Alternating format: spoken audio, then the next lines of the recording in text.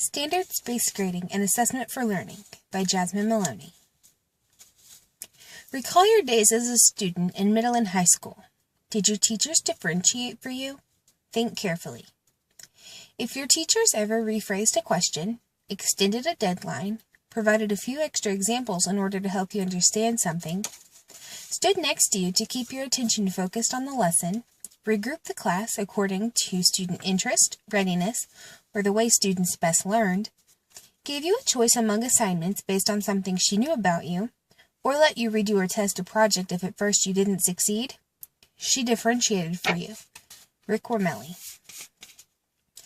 Today I'm going to inform you about a new system of grading and learning schools around the country are beginning to use. First, I'm going to describe standards-based grading. Second, I'm going to describe assessment for learning. And third, I'm going to describe why teachers are using standards-based grading and assessment for learning over the point system. What is standards-based grading?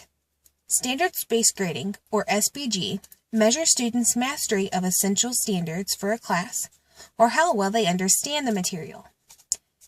Instead of using points, a GPA type scale is used. 0 being not yet there, 1 being below basic, 2 being basic, 3 average, 4 above average or mastery. There are two types of grading assessments that go along with standards-based grading, formative and summative. Formative assessments do not impact student grades. These can take the form of homework, pop quizzes, post-it notes, FIST to 4, FIST being 0, 4 being mastery on the GPA scale, a journal, or really anything that informs the teacher on how each student is doing on the particular subject. Summative assessments impact student grades. These take the forms of tests and exams. Let's say a student gets a 13 out of 17 on a quiz. Well, what the heck does that mean? Is that good? Is that bad? Do I need to study more? It doesn't mean anything to the student or the teacher. It's just an accumulation of points. Was it on a hard concept? An easy concept? Did they just answer all the multiple choice questions right? Guess really well? It means nothing. When you start talking about percentages and points, it becomes a game, and students are really good at this game. A 13 out of 17 is a 76, which is a C. Ooh, how many points do I need to get a B? This is assessment for learning and standards-based grading, not a game. That was said by Meredith Weber, and she has a channel on YouTube called Super Kim Lady, where you can find out more information about these topics that I'm talking about today. What is assessment for learning? Assessment for Learning, or AFL, is assessment information used by teachers to adjust their teaching strategies and by students to adjust their learning strategies. Assessment for learning and standards-based grading go hand in hand.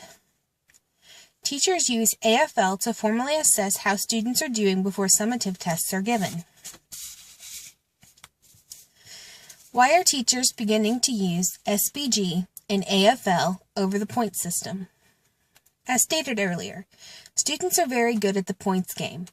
Most students play the system, and teachers have caught on. This new system forces and encourages learning. The students eventually get excited to learn again, which is what we want as educators.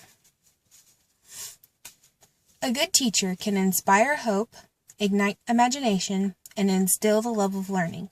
Brad Henry. My former teachers, Meredith Weber and Sonia Detterding, have inspired me to look into using this system whenever I become an educator myself. So what have I taught you today?